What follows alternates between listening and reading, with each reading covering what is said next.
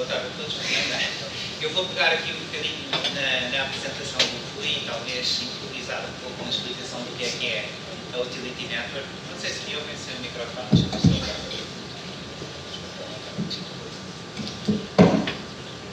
Conseguem ouvir sem o microfone? Pronto. Eu acho que... Eu acho que pode ser interessante explicar aqui alguns princípios sobre a Utility Network antes de falar especificamente sobre o tema que até era o principal da apresentação, que é as ferramentas de análise. Portanto, a Utility Network é uma solução que a ESRI criou nos últimos anos de raiz para a gestão de redes e esta solução está completamente dentro da plataforma. Para além de estar dentro da plataforma, tem um conjunto de funcionalidades próprias para fazermos a modelação do nosso negócio, da nossa infraestrutura e para depois fazermos a análise que queremos com essa informação. É, no fundo, o que se chama uma framework, porque eu posso, na realidade, pôr qualquer ativo lá para dentro, posso escolher a relação que eu quero ter entre eles e, a partir daí, posso fazer sair a informação que me interessa. Isto faz com que, muitas vezes, a implementação geralmente a implementação desta solução seja feita quase ao contrário, que é nós identificamos quais é que são as necessidades de informação que o sistema deve suprir, no fundo, e a partir daí começamos o processo. O que é o processo? É a identificação dos ativos a representar, como o Rui disse, partimos um pouco para corresponder, para passos fazer corresponder à estrutura que já existe dentro da organização de representação contabilística até e na área de exploração e por aí fora desses ativos e tentamos replicar esse modelo dentro da nossa solução. O que é que isso faz? Faz com que nós começamos o processo por fazer a configuração da framework, no fundo, que é o que é identificarmos os ativos que vamos caracterizar, se os vamos ou não dividir em subtipos e depois começamos a modelar a relação que existe entre eles. Portanto, a solução que nos permite, no fundo, é fazer isto, não é? O que é que isso é? Na realidade, isso é o que eu acho que se chama o modelo de representação da realidade, não é? Nós começamos, este processo todo começa com longas conversas de como é que a gente vai representar a realidade da nossa infraestrutura, uma vez que temos uma solução que nos permite representar isto como nós quisermos, certo? Quando nós estamos a fazer este processo, é muito importante, como eu disse, sabermos o que é que vamos fazer depois em termos de informação. O que é que nós queremos fazer sair? Porque eu, no fundo, vou querer agregar informação em muitos casos por determinadas entidades, não é? Por exemplo, eu vou querer certamente saber qual é a extensão da rede que eu tenho numa ZMC. Qual é o comprimento de rede por ZMC? E eu, quando vou montar a utilidade, eu tenho que pensar um pouco como...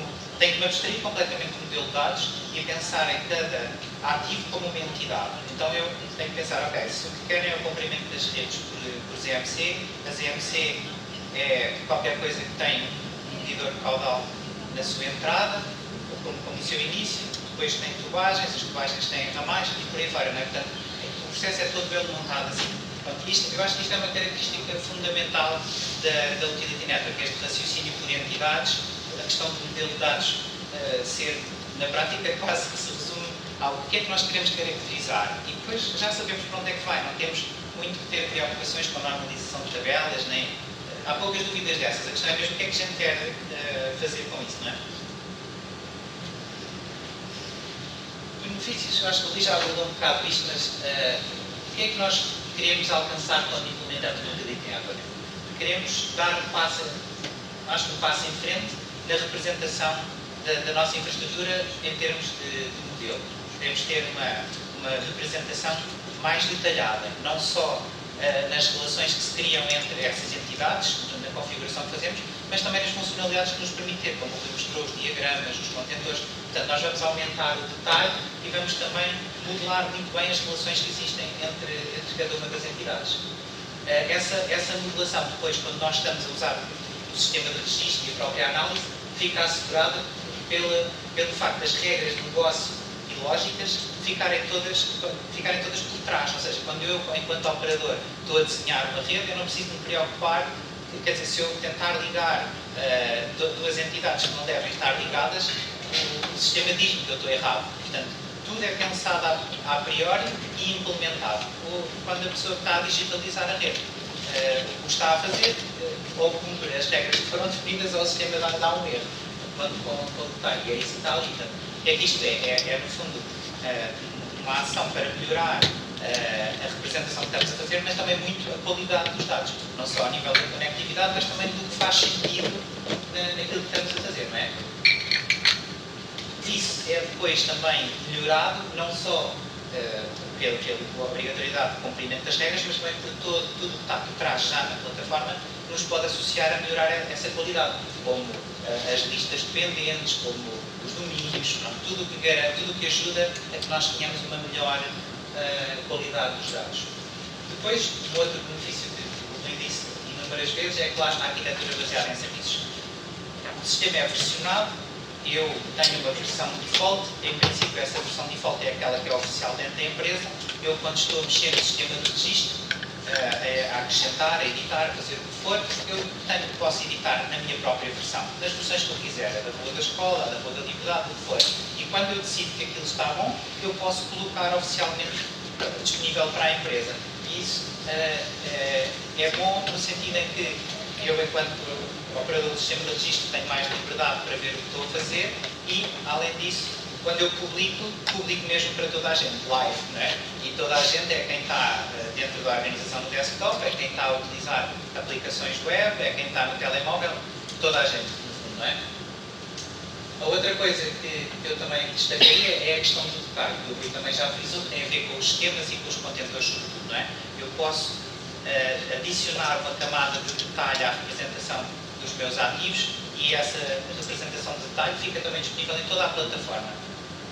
E por fim, uma outra coisa que também é interessante é que, como ainda vimos na apresentação da Raquel, são 500 km de condutas e são distantes de fibra óptica, não é? E então a Utility Network também permite fazer uma implementação em que o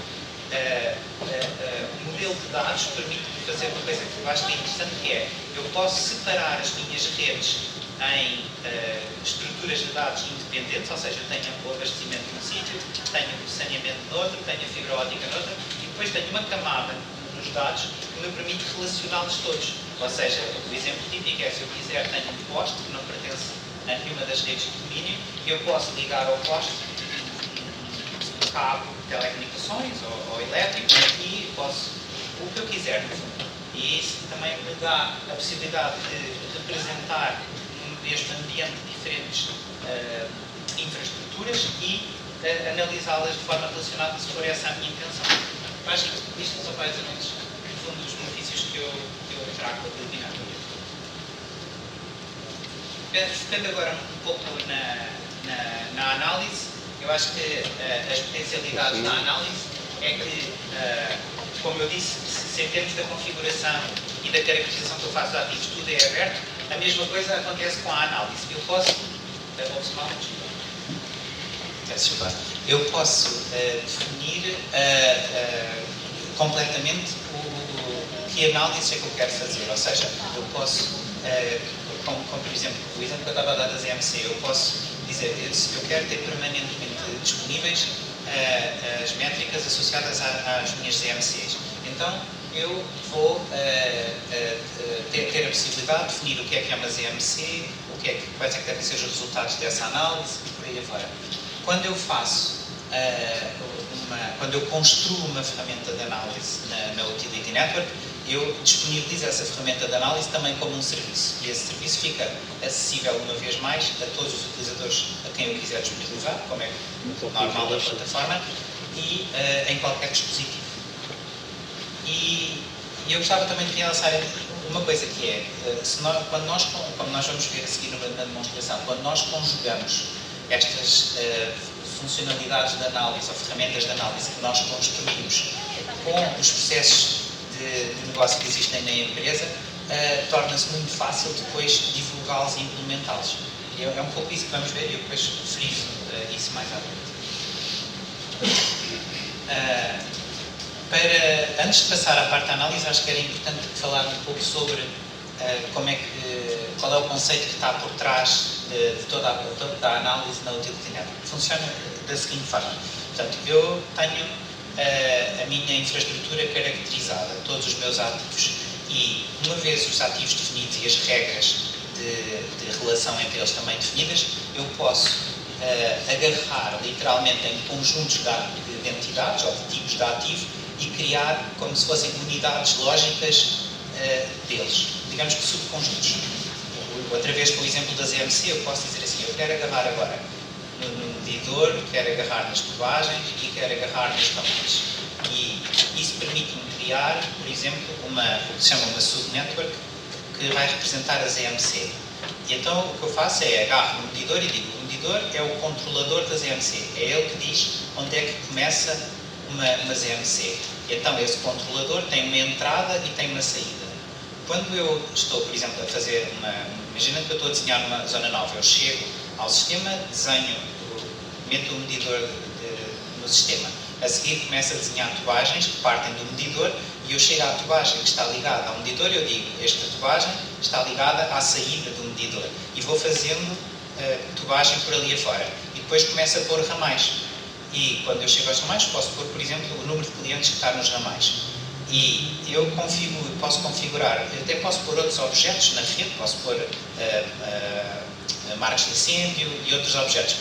Eu depois posso, e esses objetos estão ligados entre si, mas eu quando estou a analisar umas EMC, eu nem me interessa muito a parte da rede de incêndio, então eu posso dizer assim, eu quero fazer uma análise de EMC e o sistema por si só, quando eu digo isso, ele vai ser capaz de identificar a rede que depende daquele contador e como eu a configurei para só estar interessado nos ramais e na tubagem, ele vai-me só dar os indicadores que eu quero, que podem ser o comprimento de rede e o número de ramais ou o número de clientes, a soma do número de clientes que estão nos ramais e por aí afora. Portanto,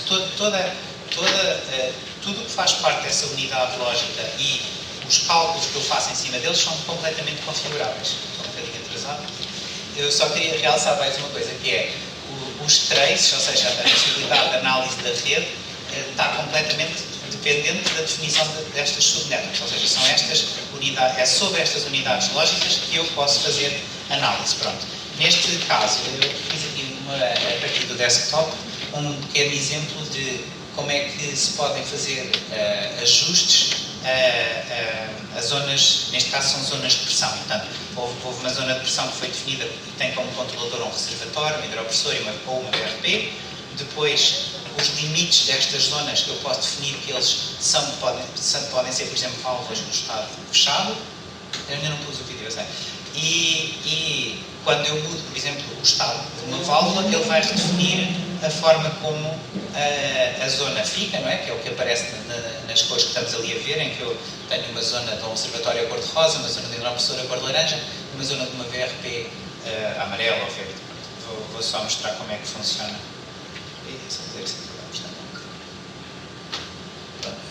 A subnetwork é representada como um layer ali, não é? De pressão, e imaginando que eu tenho as três zonas, imaginando que eu agora quero ajustar uma das zonas, eu tenho as minhas métricas da subnetwork cá em baixo, porque neste caso é só o comprimento, e ali tenho a gestão das subnetworks. Eu posso clicar na rede, na subnetwork que me interessa, vejo a válvula fechada a vermelho e sei que a zona foi alterada e vou atualizá-la. Uso uma versão, depois altero o estado da válvula,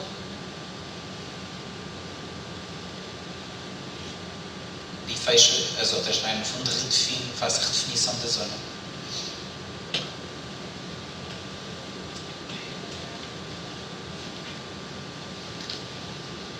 Enquanto eu estou a fazer estas operações, não há nenhuma ação sobre as subnetworks, não é? Estamos simplesmente a gerir a informação. Depois tenho que colocar a informação na versão oficial e é depois aí que todas as métricas são recalculadas e que a zona é redefinida, não é?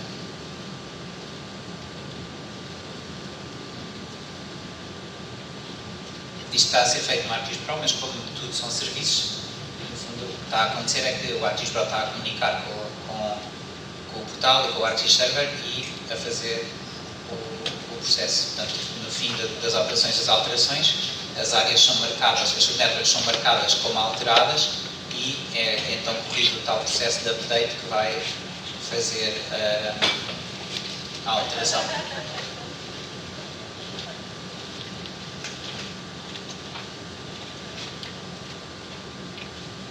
como neste caso até eram duas zonas que eram alvo da alteração, eu altero uma primeiro e depois altero a outra. Existe um comando para alterar todas, mas para exemplificar aqui como é que funciona, foi feito assim. Portanto, ele vai agora atualizar a informação também relativa ao observatório, ficam as zonas reformuladas. Quer visualmente, quer em termos das métricas, não é? Pronto, um outro exemplo que está suportado nas subnetworks que ele está a dar é a questão da possibilidade de identificar logo uma zona, não é? Eu posso chegar ali à área de gestão das subnetworks e ir buscar qualquer zona de pressão e, a partir do momento em que eu a seleciono, eu depois fico com acesso a um conjunto de funcionalidades, entre as quais os diagramas, não é? Eu posso, depois de a selecionar, posso chegar aos diagramas, posso escolher um diagrama qualquer, naquele caso é daquela redutora que estávamos a analisar, e o sistema vai gerar o diagrama dessa rede. Depois de gerar o diagrama, eu posso escolher o tipo que quero ver e tenho a possibilidade de relacionar o diagrama com o mapa, não é? Ele gera esse diagrama, eu depois posso dividir o meu ecrã, isto tudo ainda no desktop, não é? Pronto, e a partir daí posso fazer uma navegação entre um e outro, selecionando um lado, permite de alguma forma uma navegação intuitiva. Só deixar de fazer uma vez.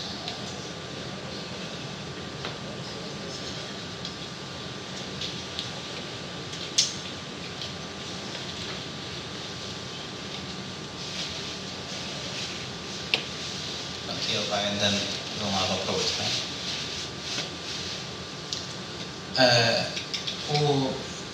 As análises de rede, como eu disse, podem ser configuradas à medida e podem ser feitas em qualquer dispositivo. Pronto, no exemplo que nós vamos ver aqui, eu vou já pô-lo a correr, o que acontece é que eu, como as próprias análises de rede estão publicadas como serviços, eu posso publicá-las num browser e posso disponibilizar diferentes análises. Por exemplo, aqui eu posso disponibilizar uma interrupção na operação, em que o operador pode clicar, identificar o sítio onde acontece a ruptura e o trace a análise vai-me dizer quais são as válvulas a operar, apenas. Portanto, ele escolheu o sítio e agora o sistema devolve apenas as válvulas que ele tem que fechar para isolar a zona e não devolve muito mais informação.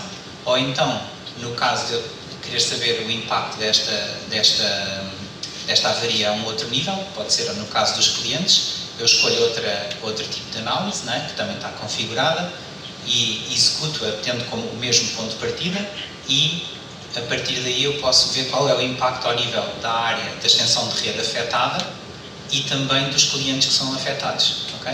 E posso ver que foram 300 metros de rede, 2 ramais e os quais tinham 20 clientes ou um consumo de 20. Portanto, eu é que escolho tudo aquilo que eu quero ver, independentemente do sítio onde o estou a fazer, está bem?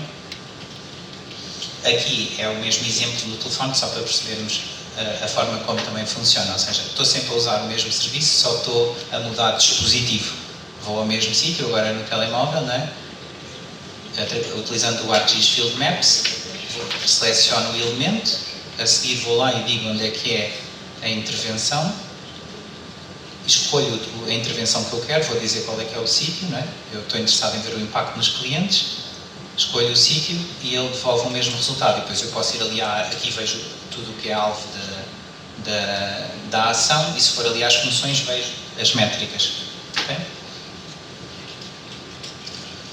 Pronto, e no fundo isto fecha a parte da análise, só para dar uma ideia, e eu queria só terminar a apresentação a responder a uma pergunta que muitos clientes nos têm posto, que é como é que nós estamos a implementar isto. O Rui já falou um pouco sobre isso, mas eu vou só muito brevemente explicar.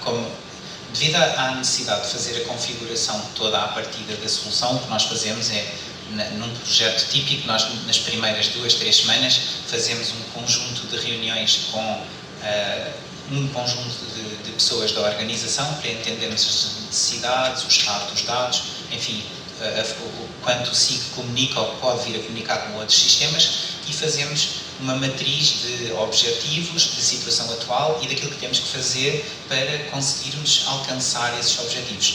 Depois disso, olhamos para os dados numa segunda fase e vemos até que ponto é que eles vão ou não permitir alcançar esses objetivos ou se é preciso alguma ação em concreto para lá chegarmos. Em função disso, assim que chegamos no fundo a um acordo sobre o que é que vamos fazer, montamos o ambiente de testes, se não existir, e começamos um ciclo iterativo de provas de conceito. Em que é que nós fazemos? Começamos a fazer, em vez de fazermos a configuração toda de uma vez e pormos lá, o que a gente faz é põe os reservatórios e as condutas e do sistema atual e pomos na Utility Network. E verificamos se está bom ou se não está bom. Se está bom, continuamos sempre a incrementar. Vamos pondo as válvulas, os ramais e por aí fora. Depois fazemos a parte de análise. Quando estivermos satisfeitos, paramos o processo e colocamos essa mesma configuração em produção. Pronto, e é assim que tem estado a funcionar. Pronto, aqui é um pouco o detalhe do que fazemos, o que não é muito relevante agora, já fui falando sobre isso. E é tudo.